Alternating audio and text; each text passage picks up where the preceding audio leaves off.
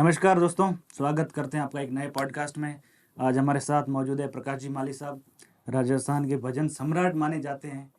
तो जितना फेमस आदमी होता है उनके साथ जनता ही चढ़ाने वाली होती है, जनता ही गिराने वाली होती है। तो कंट्रोवर्सी साथ ही साथ चलती रहती है। तो साल 2 साल में प्रकाश जी की एक कंट्रोवर्सी आती जाती रहती है। तो फिर क्या लगता है, जब बूम होता है तब लगता है कि अब कंट्रोवर्सी नहीं आएगी, फिर आ जाती है तो क्या वो रिएक्शन तो है? हर समय डर रहता है इस बात का। हाँ। सबसे पहले आप सभी दर्शकों को मैं प्रणाम करता हूँ। और साल भर से पॉडकास्ट का जो चलन हुआ है उसके बारे में मैं भी कई बार सोचता था कि कोई बातचीत ऐसी हो। पॉडकास्ट में सर हथाई होती है, अपनी राजस्थानी जो हथाई अब होती है वही है ना कि इंटरव्यू जब होते हैं तो तन के बैठना पड़ता है, सामने वाले के सवाल होते हैं, सामने वाले के जवाब होते हैं। कई बार हम अपनी मन की बात करना भी चाहते हैं, फिर सोचते हैं कि यार सवाल ही ये नहीं है तो उसका जवाब तो ये कैसे देंगे। तो इंटरव्यू में तो प्रश्न फिक्स होते हैं और बाद में पहले से ब्रीफ किया जाता है कि भाई आप ऐसा कोई उत्तर मत दे देना तो उससे बवाल हो जाए कर जाए।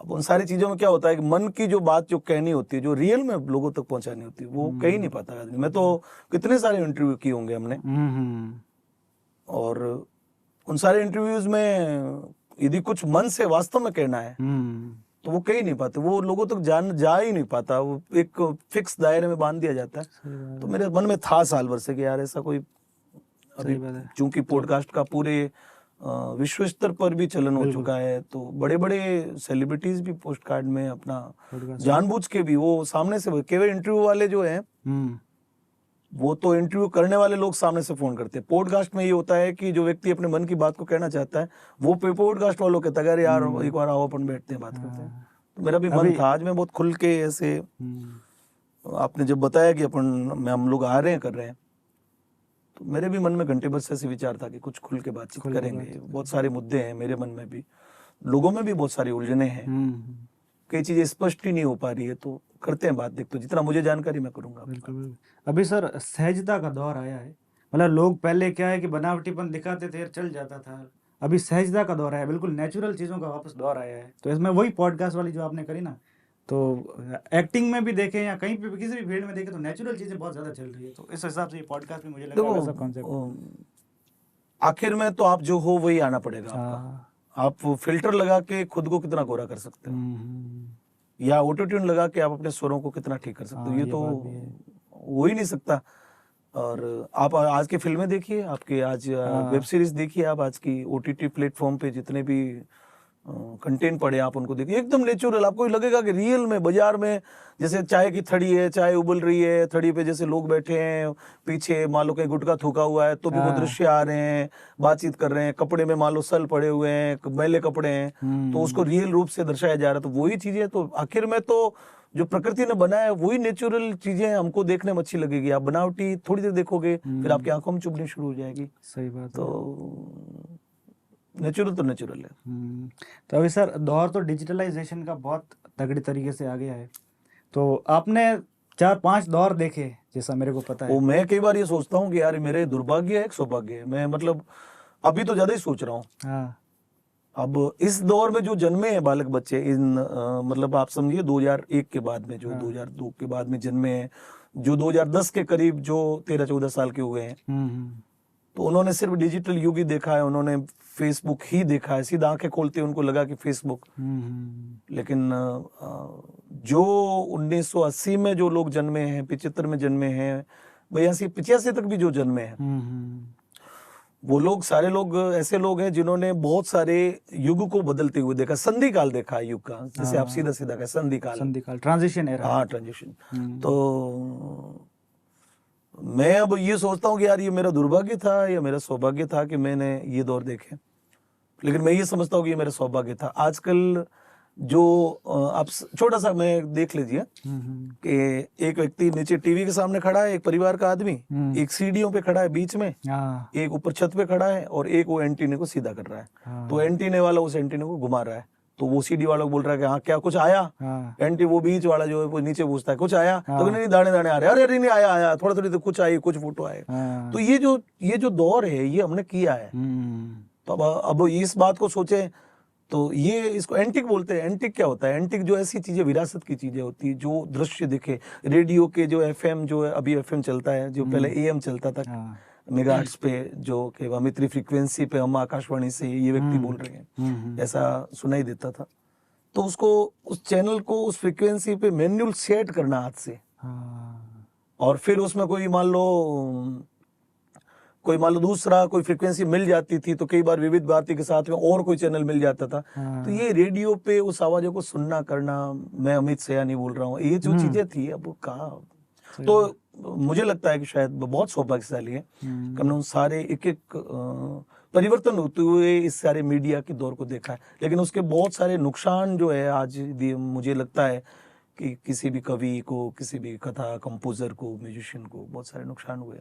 नुकसानों के बारे में तो अपन तो नुकसान और प्रॉफिट ये है कि हमने उस दौर को देखा। हम ऐसा दौर वापस किसी को देखने को शायद मिलेगा, अब शायद क्या मिलेगा ही नहीं वापस बैक में तो नहीं जाएगा। हाँ पक्का, वही बात है। मतलब आपने जब शुरू किया था, एक तो सुनने की बात करें तो आपको ये जो रेडियो वाली वो चीजें हैं, और प्रोफेशनली जब आपने शुरू किया था तो वो कैसेट का दौर था।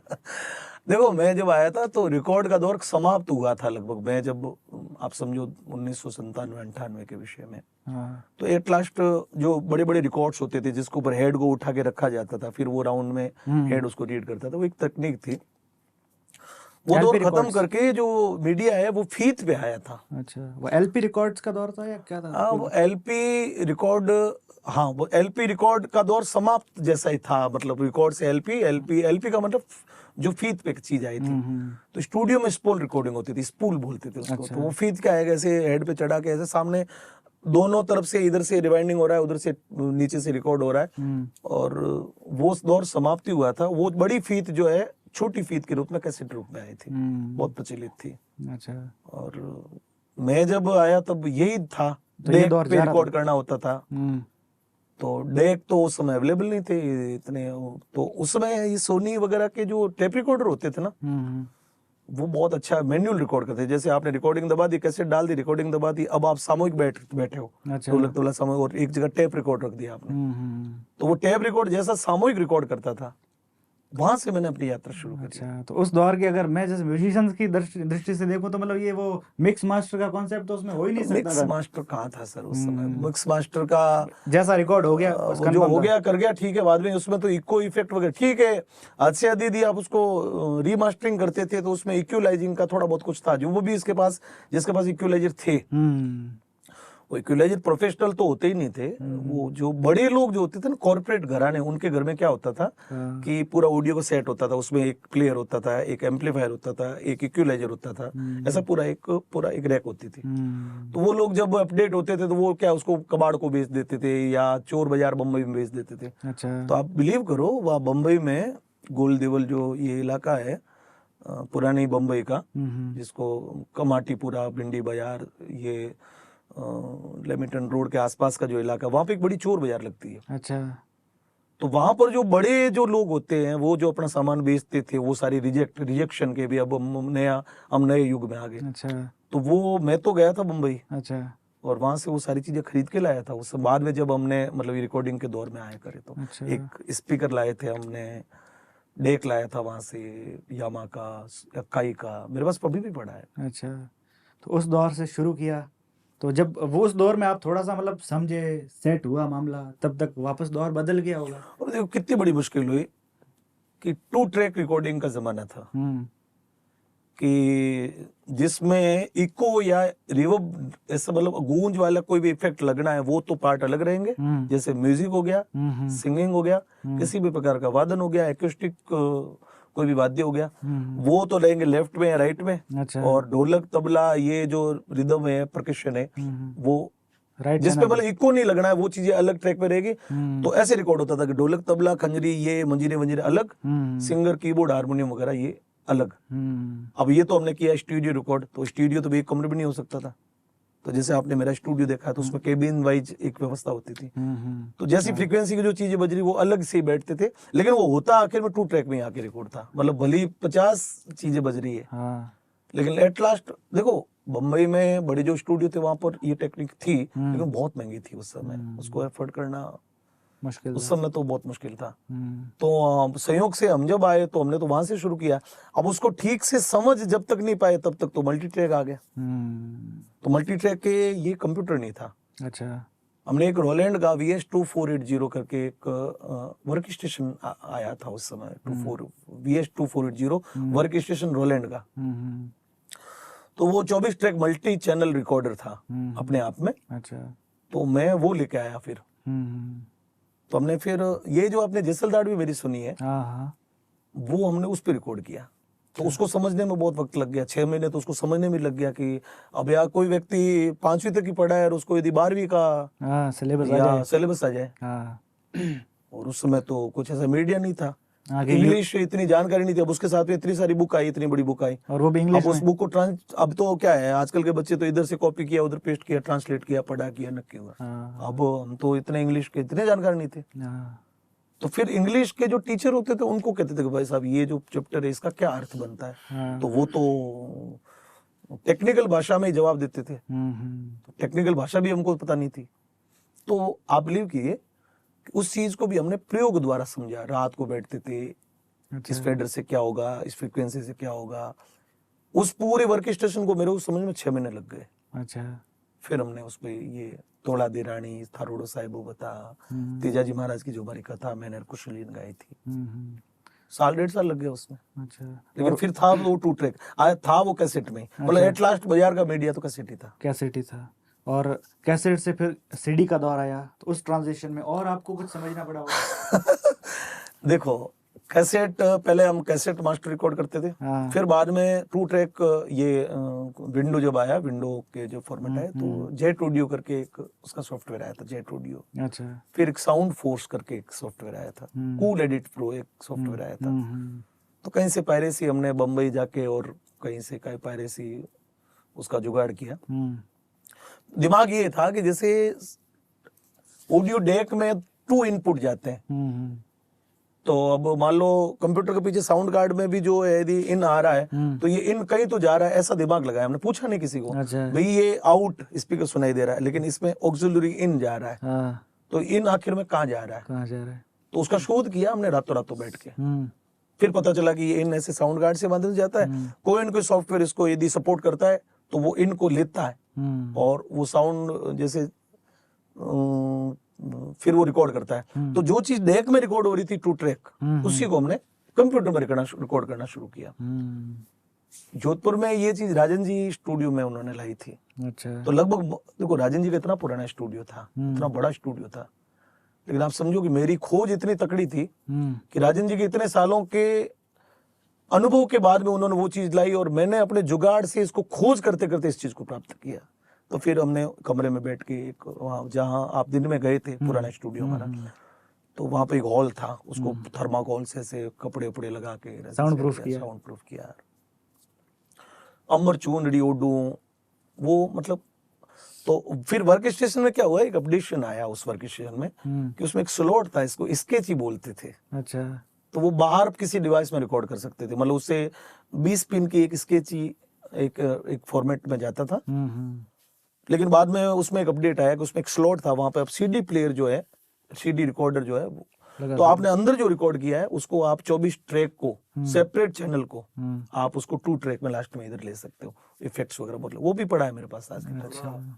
तो उसके बाद में सर सीडी का दौर आ गया, तो उस दौर में फिर क्या और दिक्कतें आई? देखो भाई एक मीडिया बदल गया, मतलब फीत से जो फीत पे जो हो रहा था वो चेंज हो गया, वो मीडिया खत्म हो गया। तो हमारे पास में पता है हमने जब ये आया तो हमारे उसको मैं लगभग 4.5 लाख कैसेट बनी हुई पड़ी थी हमारी कंपनी की। अच्छा, जब सीडी का दौर आया तब? हाँ, उससे पहले भी एक ट्विस्ट है उसमें, कंपनी का भी एक विषय था।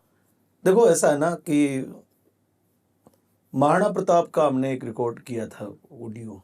अच्छा। तो उससे पहले मेरा लगभग संघर्ष काल जो था शुरू हुआ था, तो मैं अपनी कैसेट ऐसे जो अभी मैंने जो विधि बताई उस विधि से हम जब रिकॉर्ड करते थे तो मैं उस कैसेट को लेके जोधपुर जाता था। अच्छा। तो जोधपुर की उस समय की जो तत्कालीन कंपनियां थी जो इसमें राजस्थानी संगीत में काम करती थी, हाँ, तो उनको जाके सुनाते थे।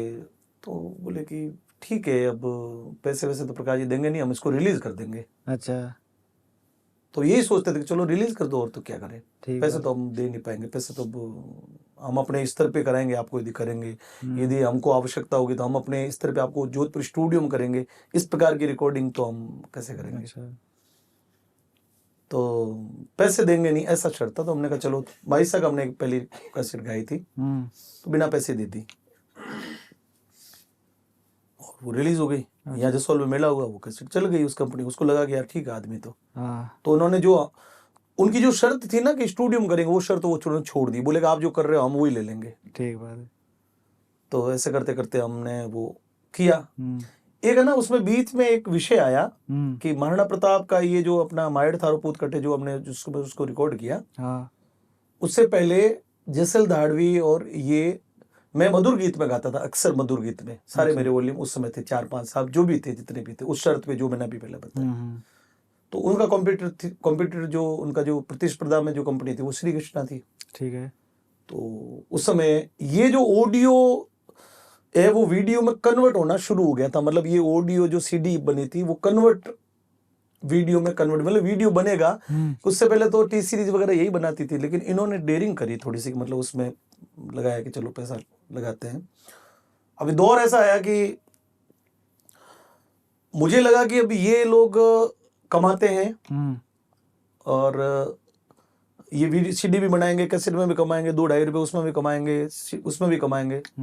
तो मैंने श्री कृष्णा को मैंने कहा आपको मैं साथ में आपके साथ काम करने के लिए तैयार हूँ, आप अपना वीडियो राइट्स रखो, जो वीडियो बनाओगे वो आपका होगा। लेकिन जो कैसेट, क्योंकि कैसेट लास्ट दौर में थी, मतलब वो एक रामदेव जी का मेला था लास्ट दौर, उसमें कैसेट डेक लास्ट स्थिति में था। ठीक है। तो मुझे लगा कि यार ये कैसेट का जो रेवेन्यू है वो मुझे दे दो। तो आप बिलीव करोगे उस समय भी लगभग 2 लाख रुपए का रेवेन्यू बना था उससे 2003 सिर्फ ऑडियो ओनली ऑडियो। और ईमानदारी से उन्होंने हमको 2 लाख रुपए दिए। उस समय मेरे को कार लानी थी तो मैं वो 2 लाख रुपए, उन्होंने इंडिगो गाड़ी नहीं आई थी, अच्छा, तो उनको 2 लाख रुपए डिपोजिट करके दिए थे। और उसके बाद में महाराणा प्रताप हमने बनाया। तो इन्होंने सारी कंपनियों ने मना कर दिया साहब ये तो 15 अगस्त 26 जनवरी पे बजने वाली चीज है, अच्छा, इसके ऊपर हम कैसे मतलब आपको करें। और तब तक सीडी का दौर पूरी तरीके से आ चुका था जब महाराणा प्रताप बनाया, सीडी का दौर आ चुका था। तब हमने अपनी कंपनी शुरू की, मालानी म्यूजिक करके, उसको महाराणा प्रताप को ही लेके लॉन्च किया। और चंपे खां की जो आज चंपे खां का विषय भी चल रहा है, मैं बीच में बोल देता हूँ। जोधपुर के लोग जो हैं कंपनीज वाले हैं वो चंपे खां को बुला के और उसको बेला के फुसला के बिठाते थे और एक कैसेट का करके 3-3 कैसेट 2.5 कैसेट कर देते थे। अब सामान्य कलाकार देखो जोधपुर में होटल में रह रहे हैं, खाना पीना मिल रहा है, तो वो देखता है यार और से अधिक मेरा प्रचलन होगा, तो वो बेचारे गा लेते थे। तो हमने शुद्ध रूप से चंपे खां को उस समय 11,000 रुपए अलग, जज सब की जोधपुर के लोग सब 2500-3,000 रुपए देते थे। तो मुझे लगा कि एक तो महाराणा प्रताप और एक चंपे खां जी का अपन करते हैं। चंपे खां जी का मैंने कहा चंपे खां जी आप क्यों लूट रहे हो फालतू में यार, आपका ये है। तो उनको समझ में आई। तो मेरे पास जोधपुर से बहुत सारे फोन है, बोले क्यों बढ़ा रहे हो और क्यों फालतू में हमारे आरडी दे रहे हो, और अच्छा मार्केट खराब कर रहे हो, तो 3,000 रुपए में गवा रहे हैं, तुम 11,000 रुपए दे रहे हो सीधे। लेकिन मेरा एक जिद हो गई थी कि महाराणा प्रताप देशभक्ति की इतनी बड़ी रचना है, कंपनी को लगता है कि हमको इनकम नहीं मिल रही इसलिए हम उसको रिलीज नहीं करेंगे, हमारी बिकेगी नहीं। जबकि मेरा विषय था कि यार ऐसे जो ऑडियो वो कहाँ पड़े हैं। तो उस बेस पे हमने दो वॉल्यूम, एक लोकगीत का चंपे खां जी का, चंदियो मेरा, अच्छा। उस समय कैसेट खत्म हुई उसी समय लगभग लास्ट टाइम 1 साल के अंदर हमारे पास 4.5 लाख कैसेट हमारी कंपनी की बनी हुई पड़ी थी। ठीक है। उसको फिर करे क्या, उसका 4-5 तो हमने 4-5 साल बाद में तो उसको हमने रखा है। और उसको फिर हमने बाद में 3 रुपए किलो में जो है 4 रुपए किलो में शायद बेच दिया था प्लास्टिक। और यही दौर सीडी के 4 साल के चलने के बाद में सीडी का जो दौर खत्म होने लगा, उस समय ऐसे ही हुआ कि 2010 में सीडी का दौर लगभग खत्म होने को प्राय आया। आप पता कर लीजिए 10 का ही साल था लगभग। तो उस समय हमारे पास में लगभग 8 लाख सीडी बनी हुई थी हमारी कंपनी की। अच्छा। उसको भी हम लोग को 30-35 रुपए किलो में बेचना पड़ा। तो हमने मेरा कहने का भाव ये था इस सारे विषय में कि हमने ये 2 दौर तो उस समय देख लिए, इन दौरों से निकल के जब आए तो ये सारी चीजें अभी जो ये हो रहा है कहीं न कहीं उस चीज को और उस चीज को मैं जब जोड़ के देखता हूँ तो बड़ा विषय है। अच्छा। और सीडी के दौर में डिस्ट्रीब्यूशन में और क्या दिक्कतें हो सकती थी वीडियो और ऑडियो के साथ में, क्या क्या हो रहा था उस टाइम पे? भाई डिस्ट्रीब्यूशन का तो कोई विषय ही नहीं था। कंपनी जो मालिक होती थी, जो कंपनी हेड है, वो ही सारा सर्वाधिकार होता था। अच्छा। ये रेवेन्यू का तो पहली बार भी मतलब गायन करने वाले का क्या हक होगा सीडी पे किसका अधिकार होगा, ऑडियो पे किसका अधिकार होगा, वीडियो पे किसका अधिकार होता, इसकी मुहिम भी जो है वो मैंने शुरू की थी। उस समय मनचला जी का बड़ा नाम था, तो मनचला जी मेरे गुरुजी, तो उन्होंने कहा कि प्रकाश क्यों कर रहा है यार, छोड़ना, इन्होंने, इनसे पंगा मत लो, ये तो बड़े लोग हैं। अच्छा। मैंने कहा भाई साहब बात पंगे की नहीं है, बात है कि हर प्रति व्यक्ति का एक राइट्स है, उसका आर्टिस्ट का हक है। और राइट्स इसलिए है कि उससे पहले रामनिवास जी, मोहन जाला जी, राजकुमार स्वामी जी के बहुत सारे ऑडियो चलते थे। आपको पता है राजकुमार स्वामी जी के इतने सारे, मैं जब ये सब किया ना उससे पहले तो इनके राजकुमार स्वामी जी का तो मैं फैन था। मतलब कैसेट उनकी सुनना, मतलब ऐसे रात रात भर तक ऐसे उल्टी सीधी करके सुनना करना रामनिवास जी की। तो बाद में पता चला कि उन्होंने कुछ नहीं दिया उस समय, और उनकी मजबूरी थी कि कैसे भी करके फेमस हो जाओ, बाद में देखेंगे। उससे जागरण मिलनी शुरू हो जाएगी, ऐसा भी हो सकता है। हाँ, जागरण मिलेगी, बाद में कुछ भी अच्छा होगा तो एक बार ये बलिदान दो अपना, तो और बलिदान ही रह गया आज तक तो मेरे हिसाब से तो। पर हो सकता है उनको अवेयरनेस भी ना हो इस चीज की, या था पता होते हुए भी उन्होंने करा था। देखो कुछ लोगों को पता था, लेकिन कुछ लोगों को मजबूरी थी। बाहुबल जब कार्य करता है ना, तो भले आर्थिक बाहुबल हो या चतुराई का बाहुबल हो, जैसा भी है, मतलब मानसिक बाहुबल हो, शारीरिक बाहुबल हो या आर्थिक, 3 प्रकार के बाहुबल मान लें। तो बाहुबल के आगे जो है सामान्य व्यक्ति को उस समय पस्त होना पड़ता है, क्योंकि उसके खुद के भी कुछ होप होते हैं, यार कैसे भी करके मैं इधर से निकल जाऊं, फिर आगे जाके मैं कुछ करूंगा। सही बात है। शायद कई लोगों को समझती, लेकिन मुझे बहुत अच्छे से पता था, क्योंकि मैंने ये सारा दौर अपने हाथों से किया था। तो आपने फिर मुहिम छेड़ दी वो सीडी वाले मामले में, फिर क्या प्रॉब्लम्स रही? फिर उन लोगों कोई प्रॉब्लम नहीं हुई, उनको लगा कि अरे यार 2 लाख रुपए ले गया ये, तो कल वीडियो के लिए भी मांगेगा। और इस बात पे हमने अपनी कंपनी शुरू कर दी, तो हम तो प्रतिस्पर्धा में आ गए। हमारी कंपनी श्री कृष्णा, मधुर गीत, मिलन, जालोर में एक सुंदा कैसेट थी वो, सुमेरपुर में मनमीत, उधर चित्तौड़ में श्री कैसेट, दिल्ली की चेतक, और युग की कैसेट दिल्ली की। तो हम उस प्रतिस्पर्धा के खुद भाग बन गए। मतलब हम, देखो मैं तो गायक ही था, लेकिन मेरा शौक था स्टूडियो का, मैं अपना काम करता था। मेरा छोटा भाई महेंद्र जो है उसको हमने ये सारा काम दिया था। तो एट लास्ट ये प्रतिस्पर्धा का दौर बन गया। फिर एक बड़ा मजा आया, उस समय क्रांति आई, आप समझो। अच्छा। उससे पहले क्रांति नहीं थी। तो उससे कुछ म्यूजिक की क्वालिटी एलिवेट हुई थी ना सर, क्या बात करते हो आप। समझो कि महाराणा प्रताप 2004 की 5 की रिकॉर्डिंग है। और अब भी, आज भी मतलब आउटडेटेड नहीं लगती। और आज भी आप सुनो तो आपको लगेगा कि नहीं ये इस युग की रिकॉर्डिंग है। इस युग मतलब अभी जो मिक्स मास्टरिंग का जो दौर चल रहा है। सही बात है। तो क्रांति तो सर आई, क्रांति उसके पीछे बहुत सारे लोगों ने फिर बाद में उसी ट्रैक पे काम करना शुरू किया। बालोतरा में एक स्टूडियो जगह 2, मेरे साथ में जो म्यूजिक बजाते थे इंद्र शर्मा, उन्होंने अपना अलग से स्टूडियो किया। जोधपुर में 2 स्टूडियो 3 स्टूडियो हुआ करते थे, सुनील त्रिवेदी जी का, ये अपने उनका नंदू जी का, कानजी सोलंकी का। उसके बाद में विस्तृत रूप से स्टूडियो की रचना शुरू हुई, लोग इसमें जाने शुरू हुए। मतलब आप समझो कि क्रांति का सूत्रपात उस समय हुआ था। और मैं समझता हूँ कि मैं अपना श्रेय तो नहीं लेता इस बात पे, लेकिन मुझे बहुत अच्छे से याद है कि सूत्रपात में मैं उसका अंग था, मतलब उसका एक भाग था उसका। सही बात है। तो इस तरीके से सीडी का दौर भी चला गया, फिर आपको फिर से ट्रांजिशन के दौर से गुजरना पड़ा। अब सीडी के बाद डीवीडी आई। 700 MB की सीडी होती है, 720 MB की, और 4.8 GB की डीवीडी आई।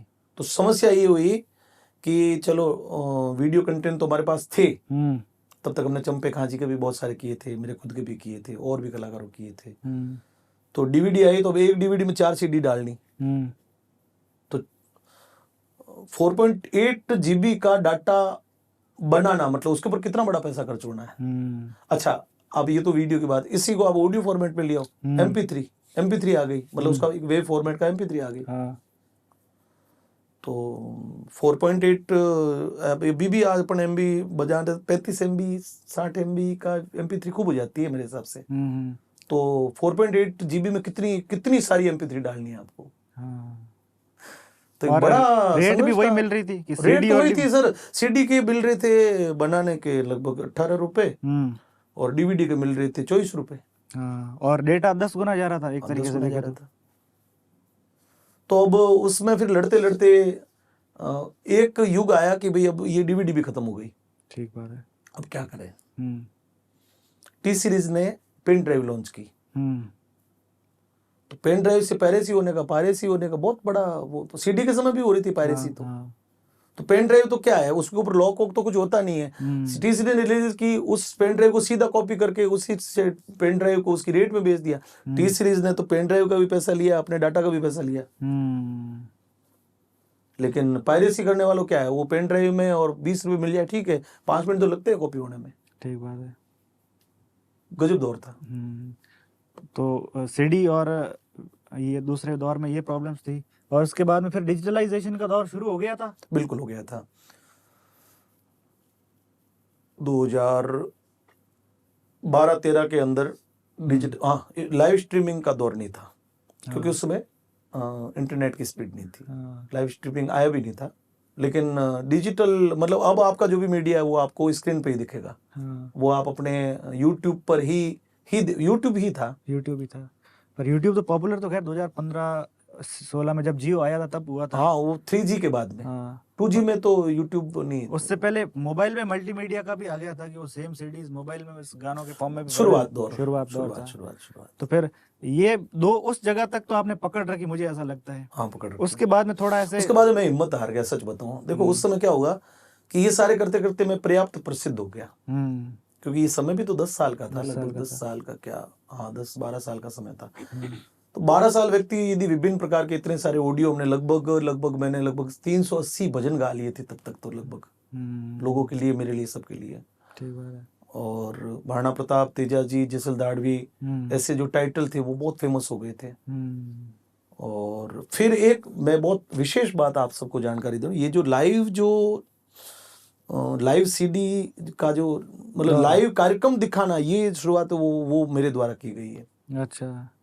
हमने टापरा में एक माइसा के प्रतिष्ठा कार्यक्रम था, खिमसरा परिवार ने करवाया था। उस समय VCR वाले कैमरे लगा के हमने रिकॉर्ड किया था। VCR वाले भी थे उस समय। फिर DVD वाले कैमरे आए, तो कुछ DVD वाले, कुछ VCR वाले कैमरे लगा के रिकॉर्ड किया। अब उसको हमने लॉन्च किया। अब बिलीव करो, टी सीरीज की ब्लैंक CD लेके उसके ऊपर स्क्रीन प्रिंटिंग हमने करवाई। एक शाम माजिसा के नाम ऐसा, प्रकाश माली, ये जो भी उसमें कलाकार थे। ठीक है। फिर मुझे लगा कि ये तो ठीक, अच्छा विषय है, लोगों ने उसको बहुत सराहा, क्योंकि DVD प्लेयर सबके पास होते थे, करते थे। और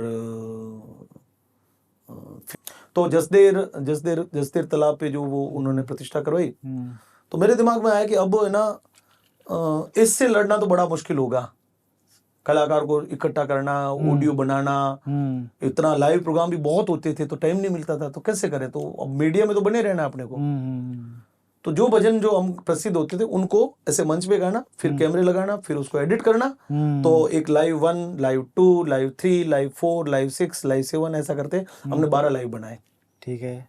उस 12 लाइव में लास्ट जो लाइव आए थे वो माजिसा जसोल के बड़े कार्यक्रम जो थे वो थे। अच्छा, कौन से सन तक? लगभग 16 मतलब 15-16 की बात कर रहा हूँ, 14 से लगा 16 तक। उसमें आशा वैष्णव जी की एंट्री हुई, हमने जसोल में, उन्होंने कहा भैया, तो मैंने ना जसोल, मेरा मन क्या था कि यार अच्छे जो लोग गायन करने वाले लोग आ रहे हैं उनको सबको ही जितना मैं अवसर दे सकता हूँ। ठीक बात है। तो वो जो लाइव जसोल वाले लाइव में आशा जी का स्पेशली हमने पूरा एक लाइव बनाया। आशा जी का फेवरेट, बहुत प्रसिद्ध हुई आशा जी को, उससे बहुत लाभ हुआ जीवन में। और तो ये सारा खत्म होने के बाद में ये यूट्यूब आ गया, तो उसके बाद में फिर हमको बहुत समस्या आया, अब क्या करें।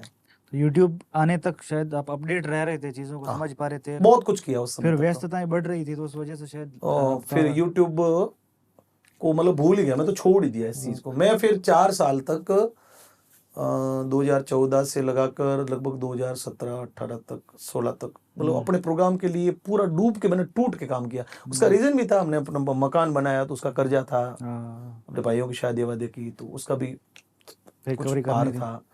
पुराना हमारे पत्रों का मकान था, तो मेरे पापा ने अच्छा थोड़ा ठीक ठाक बनाया था, लेकिन उसको हमने मॉडिफिकेशन किया, वो किया। फिर बच्चे पढ़ रहे थे, कर रहे थे, मतलब जीवन में क्या नहीं चाहिए होता है, व्यवस्थाएं तो अच्छा, जैसे जैसे प्रसिद्ध हो रहे थे तो वैसे वैसे आपका स्टैंडर्ड मेंटेन भी करना है आपके पास में। पहले आप फिजोट गाड़ी में, जीप में जाते थे, फिर टवेरा गाड़ी में आए, आप सूमो में आए, फिर टवेरा में आए, तो फिर लगा कि अब थोड़ा सा कैसा हो रहा है, लोगों का एक अपेक्षा होती है। तो बम्बई के, गुजरात के लोगों को देखते थे, तो फिर गाड़ी का भी, बड़ी गाड़ी का, इंडिवर गाड़ी हमने ली, तो वो तो एक जीवन का अंग है, कोई नहीं। सही बात है। तो टूट के तो हमने, क्योंकि कर्जा भी बहुत हो गया था ऊपर, लगभग मकान वगैरह बनाया, उसका मुहूर्त किया वगैरह, ये वो 60-70 लाख रुपए कर्जा हो गया था। तो इस मैंने वजह टूट के प्रोग्राम के ऊपर ध्यान दिया 4-1 साल तक लाइव में। और यूट्यूब को इतना मतलब सीरियस भी नहीं लिया था कि ये कितना सीरियस था नहीं उस समय, कोई मोनेटाइजेशन था नहीं। देखो सच बात तो ये है कि मीडिया, यूट्यूब क्या देगा ये तो था भाई, सीडी बेचते थे तो आपको 1.5-2 रुपए डीवीडी से कुछ तो उसका प्रॉफिट मिलता था। वो प्रॉफिट हमारे कमाने के उद्देश्य का नहीं था। वो प्रॉफिट क्या था, इस प्रॉफिट से वापस नया कंटेंट बनाएंगे। घर तो मेरे गायन से ही चलता था, मेरा पूरा सिस्टम तो गायन से ही चलता था। लेकिन मेरे ऑफिस में जो स्टाफ है, स्टूडियो में कोई स्टाफ है, तो वो सारा मेंटेन उससे चलता था, उसकी आमदनी से। लेकिन यूट्यूब जब आया तो उसकी कोई ये मोनेटाइजेशन वगैरह कुछ नहीं थे ना। तो मोनेटाइजेशन तो था पर शायद पता नहीं था, मतलब उसके लिए बहुत। और उसी समय दुर्गाराम जी जैसे आरडीसी, तो आरडीसी मेरा संपर्क हुआ। सबसे पहले तो हमारा संपर्क हुआ कॉलर ट्यून को लेके।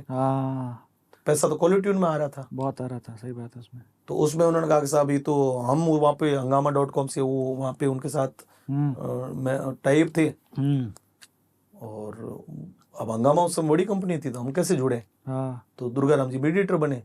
हम दुर्गाराम जी को अपना कंटेंट देते, वो उसका कॉलर ट्यून काट के देते, उसका रेवेन्यू आता, आधा दुर्गाराम जी रहते, आधा हमको देते। फिर उन्होंने कुछ परसेंटेज हंगामा का भी रहता। फिर हंगामा का तो वो उसका सीएमएच ही था, वो तो उसका पैनल ही था। फिर दुर्गाराम जी खुद की कंपनी शुरू की। मेरे पुराने संबंध रहे दुर्गाराम जी की कंपनी आरडीसी को स्टैंड करने में। मैं बहुत दावे के साथ कह सकता हूँ कि मैं और जोधपुर के पीआरजी सज्जन सिंह लोगों को बहुत महत्वपूर्ण योगदान रहा। फिर प्रेम भाव चलता रहा, और वो चैनल उन्होंने मतलब उनको ही दे दिया, और वही तो करते रहे। तो उन्होंने कभी न तो मैंने उनसे हिसाब भी पूछा, और उन्होंने कहा कि आपको हमारे पर विश्वास है, जो भी वो महीने में जो भी रेवेन्यू बनता था वो हमारे खाते में ट्रांसफर करते थे। हमने सोचा भी नहीं कि इसके पीछे बैक पैनल, बैक स्टेज, ये वो स्पॉटिफाई, ये हमको कुछ भी पता नहीं था। मेरी मजबूरी ये थी कि मैं उस समय अपनी पारिवारिक परिस्थितियां, मेरी खुद की निजी परिस्थितियों के कारण से मैं सिर्फ अपना पूरा ध्यान अपने लाइव प्रोग्राम पे, मैं कोई भी प्रोग्राम छोड़ता नहीं था। सुनो, 1100 रुपए से जो कलाकार गायन करना शुरू करके उसने यदि इस पूरे फील्ड को यहाँ तक पहुंचाया है, तो मेरा तो चलो लाभ हुआ नहीं हुआ, ठीक है, हुआ, मैं मानता हूँ। लेकिन कितने सारे कलाकारों को आज 2 रुपए मिल रहे हैं, कितने सारे ढोलक, तबला, स्टूडियो रिकॉर्डिंग, गायन वायन, ये कितने लोगों का जीवन पल रहा है। साउंड थे कहाँ, सही साउंड ले जाते थे, साउंड कहाँ था। सही बात है। तो ये बात थी। और यूट्यूब पे आपकी इतना यूट्यूब पे आपका ध्यान गया नहीं, और जियो यूट्यूब कुछ देता ही नहीं था, तो क्यों ध्यान दे। यूट्यूब कुछ देता नहीं था, उसमें अलग माथाफोड़ी रहती यूट्यूब की। तो एक तरफ जियो आ गया, और जियो के दौर में ये हो गया कि लोगों के पास डेटा था पर देखने के लिए कंटेंट कम थे, तो इसलिए जो जितना भी कंटेंट था आपके लाइव वगैरह सारी चीजें लोग बहुत इजीली और अच्छे आनंद ले लेके देखते थे। अब देखो क्या होता है, 2020 में कोरोना आया, हमको सारी ये चेतना जो 2019 के करीब आई कि अब हम इसमें करेंगे, 2020 में कोरोना लग गया। सही बात है। कोरोना के समय, जिस समय परवान पे था ये सारी चीजें, यूट्यूब वगैरह सारी चीजें परवान पे थी, अपने परवान पे, अपने लास्ट स्टेज पे थी कमाई के मामले में। कोरोना है, 1.5 साल बैठे रहे, हमने ये फैक्ट्री का निर्णय किया, ठीक हुआ नहीं हुआ ये अलग विषय है। वो तो मेरा ध्यान इधर लग गया थोड़ा। 2 साल तो सारे लोग तो घर पे बैठे थे। ये अच्छा कर लिया था आपने, वैसे 2 साल अच्छे यूटिलाइज कर लिए थे, पर इसका भी कोई अच्छा रिजल्ट मतलब कमर्शियली कोई ग्रोथ का कमर्शियली सामने आया नहीं। लेकिन ये है कि हमने कुछ किया, ये हमारे संतोष है। सही बात है। इसमें अगर अच्छे से कुछ एफर्ट लगाए तो अभी भी हो सकता है, स्कोप खूब है। वो अलग विषय है, लिखा हुआ है। तो फिर ये जब मेन अभी जो बातचीत चल रही है आपके बारे में, कि आपकी भी वीडियोस आ रही है, बहुत सारे लोगों की उसके अगेंस्ट में आ रही है, कुछ पक्ष में कर रहे हैं, बातें खूब हो रही है, पर सही नहीं हो रही है। मतलब किसी को भी प्रॉपर अंडरस्टैंडिंग नहीं है कि मुद्दा क्या है, रेवेन्यू क्या है। तो ये आपको चेतना कब से जगनी शुरू हो गई थी कि आपका कंटेंट? भाई ये बात जो है 2020 से मुझे तो लगनी शुरू हुई थी, लेकिन उस समय परिस्थितियां नहीं थी। अच्छा, सबसे मुख्य मैं ना बहुत खुले मन से कहना चाहता हूँ कि उस समय के जो यूट्यूबर या चैनल थे, उन्होंने कहा कि प्रकाश जी यार आपके कारण से हम खड़े हो रहे हैं, तो आपको कोई दिक्कत नहीं हो। और मुझे पता नहीं था कि ये मतलब ये यहाँ तक पहुंच जाएगा मामला। तो सपोर्ट के भाव से, मतलब क्या किसी का चलो मेरे कारण से किसी का भला हो रहा है, चल चला ले भाई। और तब तक आपको एग्जैक्ट रेवेन्यू जब मुझे पता चला कि यार इसने मेरे से मांग के चलाने के लिए रिक्वेस्ट करके कहा था भाई साहब आप प्लीज, और इतना पता भी नहीं था कॉपीराइट एक्ट वगैरह के बारे में, मैंने ढूंढा ही था, ठीक है यार चल रहे हैं। फिर जब पता चला कि यार एक एक कंटेंट पे 40-40 लाख रुपए कमाए जा सकते हैं, जिसमें उसका कोई लेना देना नहीं था, उस व्यक्ति की उसमें न तो उस आयोजन में भागीदारी थी, न वो वहां पर तय था, बुक था, न उस कैमरामैन को उस आयोजक ने भी बुलाया था, और कई बार तो ये होता है कि वो खुद ही नहीं आया, उसने तीसरे का कंटेंट उठा के अपनी आईडी पे चढ़ा दिया। अच्छा, कॉपीराइट जो है वो प्रकाश माली दे सकता है क्योंकि मैं सिंगर हूँ, तो तीसरी कंपनी को कॉपीराइट किस आधार पे देती है? कुछ नहीं देती। कैसे दे सकती है? क्योंकि वीडियो तो वो कितनी जगह पे ट्रांसपोर्ट होके पहुंचा है, यहाँ से आपने उठाया, उसने वहां से उठाया, तो उसका मालिकाना हक तो किसी के पास नहीं है। तो वो देख रहा है कि यार वो जब तक अपने को नहीं छेड़े तब तक वही चलाए, वो देख रहा है कि मेरे को नहीं छेड़े तब तक चलाए, वो भी कमाए। तो ये जो अफरा तफरी मची, ये मुझे 4 साल से पता है। मैं सेवक का भावनात्मक शुरू से भी, यार किसी का भी भला हो, किसी का भी अच्छा होता है, ऐसा सोच के। तो थॉट्स आपके 3-4 साल से इस मसले में चल रहे थे कि इसको किस तरीके से ऑर्गेनाइज किया जाए। तो फिर अभी जब आपने 2025 में आके ये फैसला करा है, 24 के एंड में, कि आपका सारा कंटेंट का जो भी है राइट्स वगैरह आपके पास रहेंगे, और उसके लिए आपने एक किसी डिजिटल कंपनी को अपॉइंट करा, काम दिया है, तो इसमें किसका योगदान था, किसकी थॉट्स थी? देखो ना, ये पहला विचार तो मेरा खुद का ही था, ठीक है, जो मेरे मन में चल रहा था, लेकिन मेरे वहां सामने कोई ऐसा व्यक्ति नहीं था, क्योंकि आरडीसी इतनी बड़ी कंपनी बन चुकी थी कि वहां पर 400 लोग काम करते हैं, उनके पास पूरे देश भर के हजारों कंटेंट है। प्रकाश माली के ऊपर वो फोकस नहीं करेंगे। अच्छा, इसके लिए वो युद्ध नहीं लड़ेंगे। शुरुआत में उन्होंने लड़ने का प्रयत्न किया था, लेकिन वो डिस्टर्ब हो रहे थे। मुझे फोन किया, प्रकाश जी मैं अपना व्यापार करूं कि इसको झेलूं, तो ये तो माथापच्ची मेरे से नहीं होगी। लेकिन मैं उनको शुरू से कहता था कि यार ये जो हो रहा है गलत हो रहा है। तो उन्होंने महीने 2 महीने कुछ किया, थोड़ा बहुत किया होगा, लेकिन उन्होंने मुझे एक दिन फोन करके कहा कि मैं तो नहीं कर सकता ये माथापच्ची, तो अब इसको मेंटेन कौन करे। सही बात है। तो फिर आपने कंपनी को ये सारा कुछ सौंप दिया। कंपनी ने जब मुझे बताया कि देखो ये आपका राइट्स है, और इतने साल तक लोगों ने किया, अच्छा है, स्टैंड हो गए, किसी के घर बन गए, किसी की गाड़ियां आ गई, किसी के बच्चे बड़े हो गए, किसी ने बच्चों की शादियां कर दी, कोई नहीं, अपने को संतोष है, क्या दिक्कत है। ठीक बात है, यहाँ तक तो सारी चीज ठीक थी, पर आपको लाइव आके बोलना पड़ा कि मेरा जो भी सारा कंटेंट आप टेक डाउन करो, हम अपने एक जगह पे कर रहे हैं। उसमें 2 प्रकार के कारण है सर, मैं आपको बीच में बोल रहा हूँ। एक तो मैं अपनी सारी चीजें, मैं अपने पूरे अतीत को एक जगह संजोना चाहता हूँ, एक सहेजना चाहता हूँ उसको। ठीक बात है। देखो, कलाकार जीवन में उसकी आयु जो निश्चित है, उसका प्रसिद्धि निश्चित है, उसका गला भी निश्चित है, वो एक आयु में खत्म होगी, निश्चित है। सबको ही मरना है, और किस समय आपको लोग डिसलाइक करना करे शुरू, ये भी पता नहीं है। ठीक बात। किस कारण से करे ये भी पता नहीं है। भाई जनता है, जनार्दन यहाँ बिठा दे, मंत्री को लाल बत्ती में बिठा देती, उतार भी देती है तो 4 साल बाद में। सही बात है। तो पब्लिक है, पब्लिक तो माई बाप है, वो जैसा चाहे उसके सारे फैसले तो व्यक्ति को मंजूर करने होते हैं, भले कलाकार हो, नेता हो, कुछ भी हो। तो मेरा बस एक उस पर पहला उद्देश्य तो था कि मैंने जो मेरा अतीत है वो मेरे सामने, मेरे खुद के नजरों के सामने सहेजना चाहिए, ये मेरी यात्रा है, और वो मेरी नजरों के सामने होना चाहिए। ठीक बात। उसमें बिखराव नहीं होना चाहिए। आज आप देखो ना पुराने लोगों का, कि आप यदि रामनिवास जी तो जनक है इस सारी चीजों के, और उनके सारे गायन को आप एक जगह पे देखना चाहोगे, आपको कहीं नहीं मिलेगा वो। ये बात तो है। कहीं पे रिकॉर्डिंग खराब मिल रही है, कहीं पे ऑडियो पता नहीं क्या मिल रहा है, कहीं पर कुछ डिस्टर्बेंस मिल रहा है, कोई उसमें टेक्निकली कुछ दिक्कतें आ रही है। तो उन्होंने पूरा एक जीवन जिया, ऐसा नहीं, उन्होंने कितना बड़ा जीवन जिया इस संगीत क्षेत्र के लिए।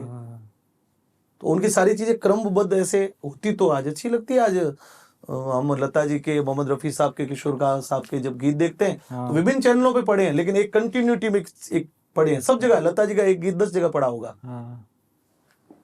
लेकिन वो एक क्रमबद्ध में, बद्धता से तो है भी, क्रम में ये सारी चीजें पढ़ी है। तो एक कलाकार की इच्छा होती है कि सारी चीजें सही नहीं। और दूसरा, रेवेन्यू लोगों ने किया करा, लेकिन यदि पता चले कि हम तो इतनी समस्याओं में जी रहे हैं, बैंक के ब्याज भर रहे हैं, हाथाजुड़ी कर रहे हैं, 2 पैसे उधार ला रहे हैं, कभी किसी को चुका रहे हैं, क्या कर रहे हैं, क्यों खर्चा नहीं होता क्या? कई लोग अभी कितनी गंदी बकवास कर रहे हैं कि लाखों रुपए लेता है। तो क्या अर्थ के बिना जीवन चल सकता है क्या? भी जिसको कमटे का काम दिया मजूरी का, वो कारीगर का काम करता है। जिसको मिस्त्री का भगवान ने लेन दी, वो मिस्त्री का काम करता है। नेता जो है वो क्या है, बोल के ही तो नेतागिरी करते हैं, उसके अलावा क्या है उनके पास में? क्या सिंह कुछ अलग से लगे हुए हैं क्या? सही बात है भाई कोई लीडर है तो उसका धन क्या है? कोई मुझे बताए कि लीडर का धन क्या है? आज इतने बड़े बड़े, अभी तो बहुत जबरदस्त वाले युवा लीडर मतलब प्रसिद्ध हो रहे हैं लाखों लोगों के बीच में। क्या उनके पास में कोई स्पेशली एबिलिटी है क्या कि ठीक है आपने MBA करी है, आपने वकालत करी है, तो वकालत करे हुए आप ही हो क्या दुनिया में? कि और किसी ने पढ़ाई नहीं करी क्या? ठीक है, उसके पास बोलने का धन आ गया, उस बोलने के धन पे। तो कलाकार के पास तो गायन का ही धन होगा, उसके अलावा क्या होगा उसके पास? कोई मुंह से सोना थोड़ी बरसाएगा, गाएगा। कवि होगा, वो कविता बोलेगा, क्या करेगा? और उससे उसकी आमदनी होगी। ये तो क्या है, ये तो सामान्य विषय है। सही बात है। कलाकार के भी घर में अगर कुछ चीज चाहिए तो वो जाके ये तो नहीं बोल सकता कि मैं बहुत बड़ा कलाकार हूं। भाई मैं अपने बेटे को नहीं पढ़ाना चाहता क्या? मैं कलाकार हूं, मैं गुनाह कर दिया क्या? यदि मेरा बेटा पढ़ के, यदि मान लो किसी बड़े कॉलेज में पढ़ के आता है, उसके ऊपर मान लो 50 लाख रुपए उस पढ़े में खर्च हो जाते हैं, तो मैं पिता होने का धर्म नहीं निभाऊं क्या? तो ये तो कितनी फालतू बात है जिसका कोई अर्थ ही नहीं है। अच्छा, करने वाले कौन है? फालतू लोग हैं जिनका कोई लेना देना नहीं है। तो इस मसले में आपका विरोध शुरू हो गया। विरोध भी ना ऑर्गेनाइजर्स की तरफ से हो रहा था, ना किसी आयोजकों को तो लेना देना नहीं इस चीज में, और तो सिर्फ वही लोगों का विरोध हो रहा था जिनके धंधे बंद हो रहे थे और वो सोच रहे थे कि हमारा अधिकार है, पर अधिकार नहीं था इस मामले में। आप बताओ ना किस प्रकार से प्रूफ करो आप। अच्छा, आपका अधिकार होता तो हमको हम स्ट्राइक दे रहे थे, आपको काउंटर स्ट्राइक में हमको तो खत्म कर देना चाहिए, हमारी कंपनी खत्म बंद होनी चाहिए। यदि आपका रियल में अधिकार होता है। देखो यूट्यूब अमेरिका की कंपनी है, वर्ल्ड में जिस देश में जाती है उसके कॉपीराइट एक्ट को वो अडॉप्ट करती है। वो उस कॉपीराइट के तहत अपना कार्य भारत में आई, तो भारत में संविधान में क्या है इस चीज के लिए, तो यूट्यूब को वो पॉलिसी माननी है। पाकिस्तान गई, पाकिस्तान की पॉलिसी माननी, इंग्लैंड गई, ब्रिटेन गई, जहां भी गई वो, तो जिस देश में वो जाएगी, यूट्यूब जाएगा जिस देश में अपना प्रोडक्ट लेके, तो वो तो क्या है, कोई भी विश्व की कोई भी कंपनी कहां भी जाएगी, वहीं के संविधान को तो उसको मानना पड़ेगा। तो भारत का संविधान ये कहता है, भारत का 1957 का कॉपीराइट एक्ट जो है, उसमें बार बार समय के अनुसार संशोधन हुए। उसमें बहुत स्पष्ट रूप से एक गायक के अधिकार क्या है, एक कलाकार का अधिकार क्या है, उसका रेवेन्यू का जो मॉडल है, वो मॉडल कैसे उसको मिलेगा, वो किस चीजों पर अनापत्ति कर सकता है, कौन उसके ऊपर आपत्ति कर सकता है, वो किसके ऊपर आपत्ति कर सकता है, वो अपनी अनापत्ति जाहिर कैसे कर सकता है, सारा तो संविधान में तय चीजें हैं, इसमें मेरे को करने की आवश्यकता ही नहीं। सही बात है। तो अभी बिल्कुल ही आम दर्शक है जिनको ना कॉपीराइट का पता है, किसी भी चीज का पता नहीं है। दर्शक बहुत भोले भाव के होते हैं, वो तो बहुत सज्जन, मतलब दर्शक क्या होता है पता है?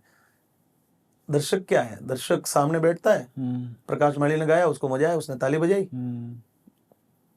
चुटकले वाले कोई कलाकार आए, उन्होंने चुटकला बोला, उसको उनको मजा आया, उन्होंने ताली बजाई। कोई नृत्य विधा का कोई आर्टिस्ट आया, उन्होंने बढ़िया नृत्य किया, उनको आनंद आया, उन्होंने ताली बजाई। तो श्रोता और दर्शक मेरे हिसाब से भगवान का रूप होते हैं। तो उनको तो इन चीजों से पड़ी क्या, उनको तो जो उनका प्रिय कलाकार है, जो उसको सुनना करना है। दर्शकों को तो इस चीज से कोई उनका तो कोई मतलब, या आयोजकों का इस चीज से मतलब ही नहीं बनता है इस चीज से, ये जो चीज हो रही है। पर कंटेंट तो उनके सामने जा रहा है ना, आपके विरोध में जो भी वीडियोस बन रही है, जो भी चीजें बन रही है, आम दर्शकों तक पहुंच रही है, वहां से आपकी नेगेटिव एक चीज जा रही है कि प्रकाश जी ने गलत किया उन लोगों के साथ। तो आप वही तो इनको बिल्कुल सिंपल भाषा में समझाना है कि इससे बदलने वाला क्या है, आम लोगों के लिए क्या बदलने वाला है। दर्शकों को ये बात तो है ना, घुमा फिरा के उन लोगों ने जिस तरीके से पहुंचाई है ना, तो श्रोता और दर्शक तो अभी 4-5 दिन तो शुरुआती दौर में समझ ही नहीं पाए मामला क्या है। उनको लगा कि यार अब मतलब प्रकाश माली यूट्यूब पे बंद हो जाएगा, या मतलब वो सब कुछ खुद खाना चाहता है। ऐसा नहीं है, सिर्फ ये है कि आपको इस चैनल की जगह इस चैनल पे ये मिलेगा। तो आप इस चैनल पे, अच्छा आप तो चैनल वालों से तो आप जानते ही नहीं हो भाई, आप तो सिंगर को जानते हो, जो उस कलाकार है उससे आपका संबंध है ना।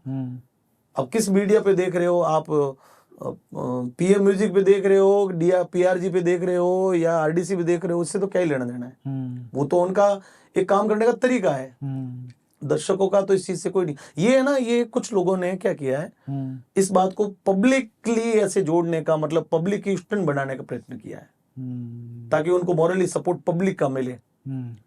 और मैं यदि दर्शकों को पूछूं कि भाई आप इस व्यक्ति को जानते हो, बोले हम तो जानते ही नहीं है, वो तो उनके लिए वादा और बनता है। सामने यदि मैं अभी भी देख रहा हूँ साल भर से कि कैमरों की संख्या बढ़ रही है प्रोग्राम में, मैं तो समझ नहीं, अभी मुझे पता चला कि ऐसा भी होता है। अभी मुझे कल एक पता चला कि प्रत्येक साउंड जो लगाता है वो अपने 2 कैमरे साथ में लेके आता है, ये बात तो कल मुझे पता चली है। अच्छा। तो पार्टी ने किया एक कंपनी को, उसने 3 कैमरे लगाए, समझ में आए, ठीक है आपने अपना। अब उसके बाद में यदि 5 कैमरे और लगे हुए हैं तो प्रश्न बनता है कि भाई तुम लोग कौन हो। तो कई बार तो पूछते हैं भाई, आयोजकों को पूछते हैं कि भाई ये आप, तुम सोच रहे आपका आदमी होगा, मैं जानता नहीं, आयोजक जाने नहीं। और वैसे लाइन सर पब्लिक आगे ऐसे खड़े हैं, वो पब्लिक चिल्लाती पीछे से, देख नहीं रहा है भाई, वो रात को जग के गाड़ी तेल जला के आते हैं। प्रकाश मालिक के लिए नहीं, किसी भी कलाकार के लिए आते हैं। वो तो भाई कोई भी आयोजन हो तो आते हैं भाई। ये राजस्थान का संगीत हो, कोई भी प्रकार का मंचन हो, नाट्य हो, ये कला प्रदर्शित करने वाली चीज है, लोग उसको देखेंगे सुनेंगे, ये तो पारंपरिक तरीका है, चलता ही रहेगा आगे तक। सही बात है। तो उनके सामने वो बाधा और बन जाती है।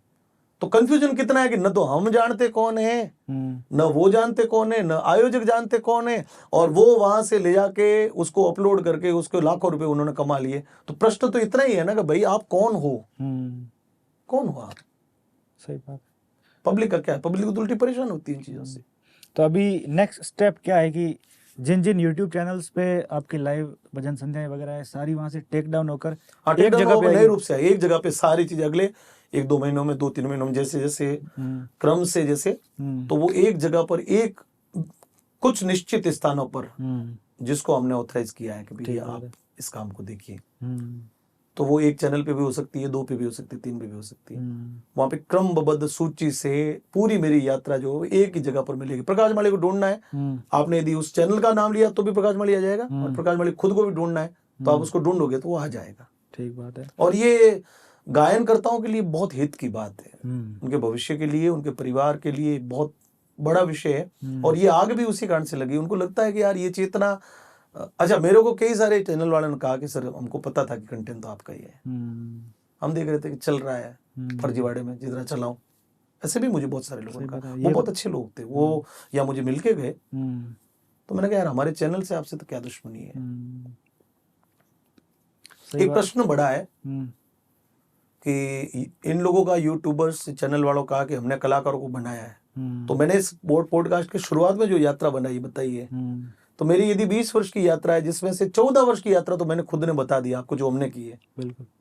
तो ये कैसे हो सकता है कि वो कहें कि हमने उनको बनाया है, गलत बात है। तो इसमें एक क्वेश्चन ये हो सकता है कि उन लोगों का भी कुछ योगदान रहा है, जिन जिन लोगों ने YouTube पे आपको बहुत ही ज्यादा मतलब फास्ट तरीके से, देखो जिन्होंने, जिस आयोजकों ने, देखो इसमें क्या है, जिन आयोजकों ने जिसे किसी कंपनी को हायर किया है उस वीडियो रिकॉर्ड करने के लिए, और उस कंपनी ने उसको रिकॉर्ड किया और स्ट्रीमिंग की उसकी, उसको अपलोड किया, ठीक, बहुत अच्छी बात है, क्योंकि उनको उन्होंने बुलाया। सामान्य रूप से उसी क्लिप्स को काट के जो सोशल मीडिया है, देखो यूट्यूब तो अलग चीज है, YouTube is not social media. Social media Instagram, Facebook, ये ट्विटर, ये सोशल मीडिया है। तो इधर के कंटेंट के कुछ टॉपी टुकड़े काट के 30 सेकंड की, 90 सेकंड की, जैसे रील्स, जो उनमें फॉर्मेट तैयार है, निश्चित है पहले से, ठीक है। तो प्रसिद्धि कैसे मिलती है? प्रसिद्धि उस चीज में से काट के जो रील वायरल होती है उसको लोग अधिक से अधिक देखते हैं, फिर उसको कौतूहल होता है कि यार भजन कैसा है, उसको जाने, तो उससे देख के फिर यूट्यूब पर आदमी सर्च करता है। ठीक बात है। तो मैं सीधा सीधा कह सकता हूँ कि उसमें एक व्यक्ति का कोई योगदान नहीं। उसमें सबसे पहले तो जिसने कार्यक्रम करवाया उनका सबसे बड़ा, क्योंकि उन्होंने इतना बढ़िया मैनेजमेंट किया, इतना बढ़िया उन्होंने मंच बनाया, इतनी बड़ी लाइट थी, फिर जिन्होंने गाया, फिर उसको जिन्होंने रिकॉर्ड किया, लेकिन सबसे ज्यादा जिन्होंने वायरल किया, वायरल करने वाला कौन है? एक सामान्य है जो उसका प्रिय है, जो उसको अच्छा लगता है कि मैं उसका फैन हूँ, मैं छोटू सिंह रावणा का फैन हूँ, मैं प्रकाश माली का फैन हूँ, मैं आशा वैष्णव जी का फैन हूँ, जो वो प्रशंसक है। तो प्रशंसक किसी भी आदमी को प्रसिद्ध करने का सबसे बड़ा योगदान मैं मानता हूँ कि उसका प्रशंसक होता है, न कि वो यूट्यूबर है, या न कि वो चैनल है, न कोई वो उस कार्यक्रम में कोई और भी कोई व्यक्ति है। तो जिन यूट्यूबर्स ने मतलब वहां से काट काट के चीजें वायरल करी, यूट्यूबर ने करनी। अच्छा, अब वापस अपन पीछे चलते हैं, अपन सोच के देखना, ये जो पॉडकास्ट अपन कर रहे हैं, इसमें कोई भी बात अच्छी लगी तो चैनल आपने या इस कंपनी ने तो उस पूरे पॉडकास्ट को डाल दिया।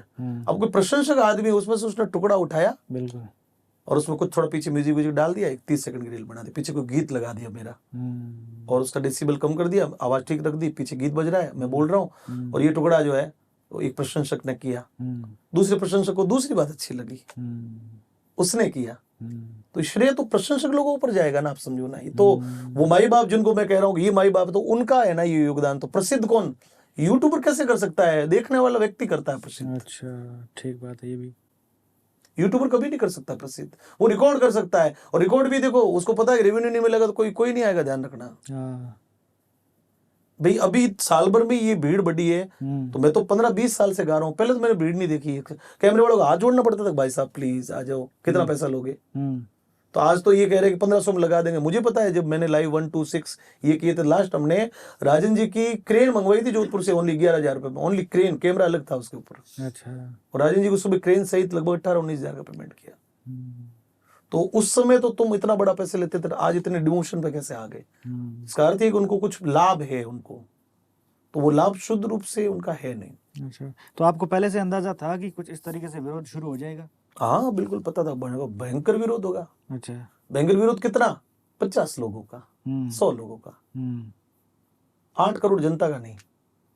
हाँ ये हो सकता है कि ये लोग 8 करोड़ जनता को लपेटे में ले ले। हाँ, उसमें से कुछ मतलब 1-8 लाख 2 लाख लोगों को मतलब जिनको जानकारी का अभाव हो, या अब मैं कमेंट्स पढ़ रहा हूँ उसमें बहुत सारे कमेंट्स में उनको शब्दों का उच्चारण पता नहीं, वो क्या लिखते, फिर मैं उनको पढ़ता हूँ कि यार ये पढ़ा ही लिखा ही नहीं, इसको तो पता ही नहीं है। तो इसको तो कॉपीराइट एक्ट कैसे समझ क्या है, जिसको च स का जानकारी नहीं है, जिसको उच्चारण की जानकारी नहीं, जिसको लिखना नहीं आता है। और हो सकता है कि इस मामले को तूल देके कोई लोगों की नजरों में प्रसिद्ध होने के लिए या लोगों की नजरों में आने के लिए, ये तो ऐसे प्रकार के उटपटांग काम चलते रहते हैं। विवादित चीजों में जो व्यक्ति पढ़ता है वो जानबूझ के कई बार पढ़ता है कि लोग मुझे भी देखे। सही बात है। अभी जैसे मेवाड़ में कोई लड़का था कोई, मैंने उसको फोन किया, बोले कि सर भाई साहब सॉरी, मुझे लगा कि इस बात को मैं भी कहूंगा तो मेरे भी थोड़ा हो जाएगा। अरे यार तूने सोचा ही नहीं, क्या कर रहा है तू। सही बात है। तो आपको जिन जिन यूट्यूब चैनल्स ने संपर्क किया था तो कितने लोग उनमें से आपकी बात से कन्विंस हो गए? सारे लोग कन्विंस। अच्छा, एक भी व्यक्ति का मेरे पास कि हम ऐसा नहीं करेंगे, एक आधा को छोड़ दो जो सरफिरे लोग हैं उनकी मैं बात नहीं करता, लेकिन अभी तक मेरे को किसी भी चैनल या यूट्यूब से मेरे को न तो अपशब्द कहे हैं मेरे को व्यक्तिगत, और किसी ने भी इस बात को अस्वीकार्य नहीं किया है। सामने से मेरे पास अच्छे चैनल वाले परसों रात को, हाँ परसों या पहले दिन मेरे पास मिलने आए थे 5-7 लोग एक साथ में, और आते क्या बस अभी कंटेंट आपके ही थे, हमको पता ही था, तो जब तक चलाया हमने चलाया। तब लेकिन अब ये हमारा निवेदन ये है हमारे चैनल, क्योंकि आपके अलावा और भी हमारी मेहनत है चैनल पर, तो किसी की मेहनत पर अपन तो कैसे पानी फेर सकते हैं भाई। विषय यही है कि उनकी मेहनत नहीं गया, और मैं कह रहा हूँ कि आपकी मेहनत सुरक्षित होनी चाहिए। बस मेरा कहना है मुझे बख्श दो, मैंने आपको दिया, कभी परेशान नहीं किया, कभी कहा नहीं, आपको सपोर्ट किया होगा, अभी मुझे बख्श दो। अच्छा, तो इससे मतलब ये होने वाला है कि आपकी सारी चीजें एक जगह पे हो जाएगी तो लोगों को सुनने में समझने में अच्छा आसानी होगा। हाँ। देखो एक भविष्य में एक बात मैं जो कह रहा हूँ, अब यदि हम करेंगे ना तो एक प्रश्न खड़ा होगा कि अब आपने कौन सा तीर मार दिया। तो मैं ये मतलब बहुत प्रॉमिस के साथ में कह सकता हूँ, मतलब वचन के साथ में, कि यदि अब हम अपने स्तर पर यदि इसको लाइव या इसको जो कंटेंट को देंगे ना, उसकी वीडियो क्वालिटी, उसकी ऑडियो क्वालिटी बहुत जोरदार होगी, आपको देखने में बहुत रोमांचक होगी। क्योंकि एक कैमरा भले 5 लाख का है, भले 50,000 का है, भले 10 लाख का कैमरा है, और उसी कैमरे को यदि आपने 5 लोगों के हाथ में दे दिया तो 5 लोगों में से 5 ही लोग उस कैमरे का रिजल्ट अलग अलग देंगे। सही बात। एक लगेगा अगर यार क्या क्या शूट लग रहा है, क्या लग रहा है, और उसी लोकेशन पे उसी वेशभूषा में उसी जगह पर वो कैमरा किसी हाथ में दे, बोले क्या करके लाए हो यार, पता ही नहीं चल रहा है। तो जैसे गायन की कला है वैसे कैमरे को ऑपरेट करना, कैमरे को चलाना, उसको एडिट करना, सही बात है, उसमें इफेक्ट्स डालना, उसमें कलर कॉम्बिनेशन सेट करना, उसमें कलर डालना, तो हम आगे जो करने वाले हैं वो बहुत टेक्निकल दृष्टि से बहुत अच्छा करने वाले हैं। दर्शकों को बहुत अच्छा लगेगा, बहुत अच्छा लगेगा, उनका एक्सपीरियंस और बेटर बहुत अच्छा होगा, उनको आनंद आएगा देखने में। अच्छा, बीच में मैं काट रहा हूँ, यूट्यूब चैनल्स के और अभी आपकी जो कंपनी है इसके बीच में आप प्रॉपर कम्युनिकेशन करवा पा रहे हैं स्ट्राइक्स को लेके जो भी चीजें हो रही है, हो रहा है सब भाई। जब से ये विषय आया, हमने उस कंपनी के नाम नंबर जो है हमने जैसे जैसे स्ट्राइक डालती है कंपनी, तो उसका मेल चला जाता है, तो उसके नीचे पर उसके नंबर वगैरह सब कुछ होते हैं। अगला व्यक्ति फोन करता है, हमारी जो कंपनी की जो टेक्निकल टीम है वो बहुत प्रेम से बात करती है। यदि सामने कोई गाली गलौज करे तो भी वो कोशिश करती है कि भाई गाली गलौज ना कर, की भी है, सुना मैंने। लेकिन एकदम हद से पार हो जाता है। जब माँ बहन पे कोई आ जाए तो फिर तो देखो कोई छोड़ता नहीं है। फिर तो मुझे भी फोन आता है कि साहब वो तो हद ही कर रहा है, तो अब तुमको जैसे समझ में वैसे कर लो, हद ही कर रहा है तो। बाकी मैंने बहुत स्पष्ट रूप से मेरी कंपनी के टेक्निकल टीम को भी कहा है कि आप भले मेरा चैनल उड़ जाए, कुछ भी हो जाए, कुछ भी हो, ये अपना मिशन सक्सेस हो कि नहीं हो, चैनल किसी का नहीं उड़ना चाहिए। ये मैंने बहुत स्पष्ट कहा हुआ है। सही बात। किसी के साथ ये नहीं होना चाहिए यार। उन्होंने किया कोई दिक्कत नहीं, वो कर रहे हैं, मुझे दिक्कत नहीं है, लेकिन मैं आज भी सोचता हूँ किसी का नुकसान नहीं होना चाहिए। सही बात है। तो लोग अगर इस जिद पे आ जाए कि पुराने वीडियोस अगर आप चलाने ना दो तो वो तो अलग बात है, पर हम आपको तो वो वीडियोस नहीं प्रोवाइड करवाएंगे। वो तो भारत का कॉपीराइट एक्ट देगा, हम क्या देंगे? नहीं, वो वीडियोस वहां से मतलब हटा देंगे या जो भी डिलीट कर देंगे, कुछ कर देंगे तो हम नहीं करेंगे, और तो क्या होगा। अच्छा। भाई गाए हुए तो मैंने ही है, उससे बेहतर और गा लेंगे, और तो क्या करेंगे। एक बार गाएंगे, 2 बार गाएंगे, कहीं अच्छा होगा, कहीं पे थोड़ा बेटर होगा, फिर बेस्ट होगा, गुड होगा, तो और उसमें कुछ नए एलिमेंट करके करेंगे। हमने जैसे म्यूजिक में भी अभी इजाफा जैसे किया, हमने अलग से मंच पे भी हमने एक साथ में एक हारमोनी के लिए स्पेशली कीबोर्ड लगाना शुरू किया है। तो प्रकाश जी, अभी तक जितनी भी आपने बातचीत करी, मेरे को ये समझ आया कि आपकी प्रायोरिटी है आम जनता, दर्शक, वही है बस। उसके अलावा देखो, कलाकार के जीवन में एट लास्ट जो उसका जो सारा कुछ उसका जीवन संवारना करना होता है। मैंने क्या कहा, जब तक दर्शक श्रोता आपके साथ है तब तक आपका जीवन है। जिस दिन उन्होंने छोड़ दिया, आपका कोई नहीं है। तो जिस समय कोई नहीं होगा, मैं प्रयत्न कर रहा हूँ कि जिस समय कोई नहीं हो, क्योंकि सबका ही होता है। आपके सामने उदाहरण है चंपे खां जी का, इतना बड़ा बढ़िया गायक। मैंने तो उनको रिकॉर्ड किया है, हालांकि एक बार नहीं, बहुत बार रिकॉर्ड किया है। मैं आपको बताऊं, उनके वॉइस के डेसिबल का एक लक्षण था कि जब उनको बैलेंस करते थे ना, तो जैसे हमने मान लो उसके फेडर को या वॉल्यूम को, प्रीसेट को, प्रीएम्प को मान लो सेट किया, 10 dB पे सेट किया, तो 15-20 मिनट गवाते थे, तब तक 10 dB। बाद में उनके अंदर इतनी एनर्जी आती थी कि उनको डेसिबल को हमको घटाते मतलब जैसे जैसे उनका गायन बोलता था, और वो प्रीएम्प को हम कम करना पड़ता था, कई बार वेव है ना फटने लग जाती थी। अच्छा। इतने बढ़िया गायक राजकुमार स्वामी जी को आप सुनो एक बार, इतनी ऊंची, इतनी बुलंद आवाज में, मतलब मेरे हिसाब से तो शायद अभी के दौरों में बहुत ताकत लग जाएगी ऐसा गाने में तो। और एक सरी का गाते थे वो, और ऐसे कलाकार। लेकिन एट लास्ट क्या हुआ, हमने सुना है, देखो सच क्या है मैं नहीं जानता, वो सच उनके साथ ही समाप्त हो गया। पर अफवाहें ये सुनने को मिली थी, उनका आर्थिक तंगी आके उन्होंने ये कदम उठाया। बाद में मैं उनकी जो पहली पुण्यतिथि थी तब गया था, उनके परिवार से मिला था। मैं गया भी था, मैं रुका भी था, उनके परिवार, उनकी बेटियों से सबसे मिला गया। तो उनकी बेटी ने बहुत यूं बात करी कि अंकल है ना, पापा का इतना सारा जीवन का यदि उनका किया हुआ यदि उसका कुछ हमको मिल जाता ना, तो शायद आज हम इस समस्या में नहीं होते। तो मैं चंपे खां जी की आज उनको लकवा हो रखा है, स्वस्थ है बिल्कुल। तो उनका इतना बढ़िया गायक चंपा में थी राम निवाजी राव तो चलो, गजेंद्र जी बहुत अच्छे, उनको उन्होंने उनकी विरासत को उन्होंने संभाला किया है। कालूराम जी बिखरनिया, आप शुभम का फोन आता है अंकल प्रोग्राम, तो मुझे ना अंदर में रोना आता है कई बार, यार जिसको सुनने के लिए यार हम तरसते थे, मतलब अरे कालू भाई गा दो यार, वो सामने बैठ, मतलब वो आज कालू भाई आ रहे हैं, मतलब जिसका सामूहिक प्रोग्राम होता है ना कई बार, तो ऐसे कालू जी आ रहे हैं, तो ऐसे गाड़ी लेके यार आज तो छोड़ो कालू जी सुनेंगे। अब उनका बेटा यदि मुझे फोन करे कि अंकल, तो मैं यूं अंदर में ना यूं दब जाता हूँ कि यार क्या करूं मैं। मैंने अपने चैनल वालों को बहुत पहले दिन कहा था, मैंने कालूराम जी बिखरनिया नाम से कोई भी चैनल है मैं पता कर लूंगा, हालांकि मुझे नहीं विश्वास है कि रेवेन्यू उनके तक जाता होगा कि नहीं जाता होगा, लेकिन मैंने कहा चंपे खां, कालूराम जी, राजकुमार स्वामी जी, इनके चैनल का कोई मान लो कोई बाई चांस कोई भी मेरा वीडियो है उसको आप छेड़ना ही मत।